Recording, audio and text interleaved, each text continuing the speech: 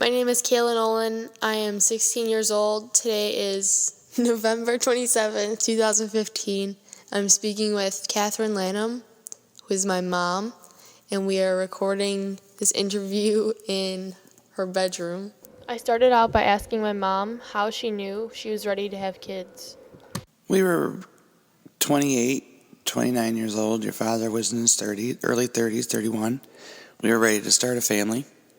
We've been married a year, and we were together 8 years before that, so we were ready to have kids. I then asked my mom to recall how she found out she was pregnant. Actually, I was working, and we were eating lunch all the time at work, and the one guy I always had lunch with, my lunches kept on getting bigger and bigger, and I was eating more. And he's actually the one that told me I was pregnant, and I told him no. And come to find out, after months of trying, that I ended up taking his word and got a pregnancy test and found out I was pregnant. But in between there, of trying to get pregnant, I was seeing my gynecologist, and I was told when I was early on at about 17, 18 years old that I would not be able to have children. My mom started to tell me how upset she would have been if she wasn't able to have kids. Yeah, it did bother me when I told him that would be hard for me to get pregnant. And I knew when I was ready to have kids later on in life that if I couldn't have children, that maybe I would try to adopt. Your father and I talked about that. I asked if she was afraid that she might lose her child, knowing that she wasn't supposed to have kids. Yes, terrified. I had a very stressful pregnancy. I was taking care of an elderly grandmother at the same time. I was working a full-time job in a new marriage. I had stepchildren. I had to deal with an ex-wife. On top of that, my grandmother passed. I had a lot of things going on in my lifetime, so I was very stressed. And not having to have children, not being able to supposed to have children, I was a high-risk pregnancy. I had a lot of things against me to get pregnant. I had a flipped uterus.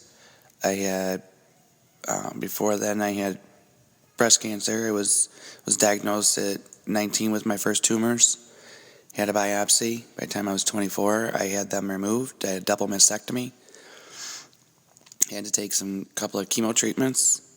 After all that, anything you put in your body plays on your system, so I think that had a lot to do with the high-risk pregnancy.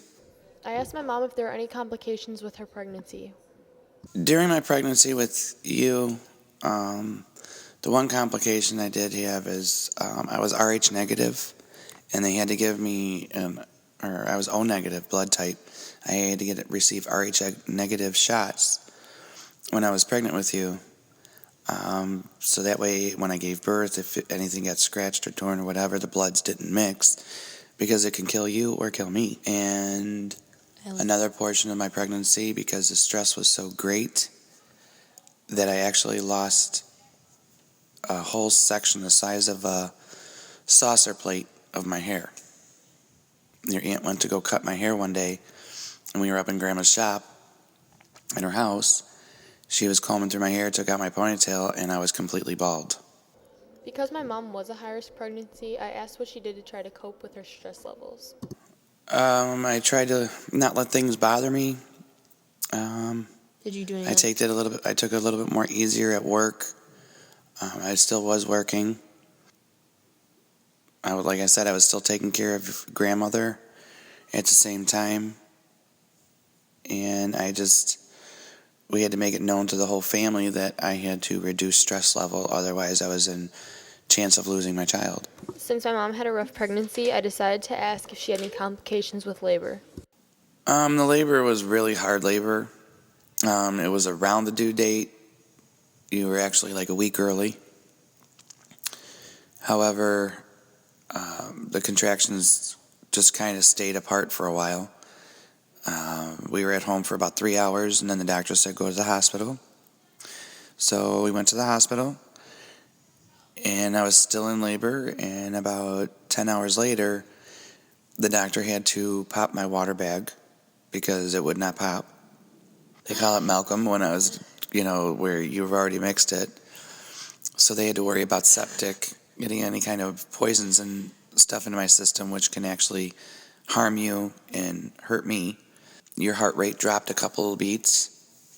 They had to put a fetal monitor on your head because it was being very stressful on you because of what my body was doing. It was trying to reject you. By the time it was 26 hours later, 26 hours, correction. You were actually born. I continued by asking my mom about the difficulties she had after her pregnancy. The first 7 days that you were born, I did not sleep. You had a hole in your esophagus from acid. You would not sleep. I couldn't put you down because if you were in an upright position, all the acid would come back up in you and you'd scream. You took 10-minute naps 10 times a day because you didn't like sitting down. It took me over 2 months to figure out, and a good pediatrician to figure out what formula worked for you, because all you did was throw up everything you ever ate. So I had to worry about you losing all your vitamins and, no health nutrition for growth. After hearing her story, I just wanted to understand how she could stay optimistic through all of this.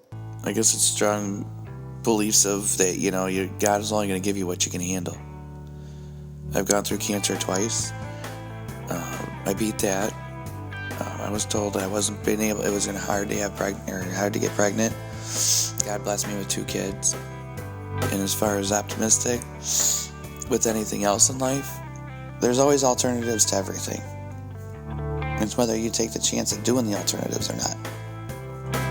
Life is what you make of it, if you take the chance or not. I took the chance of getting pregnant because I wanted a child.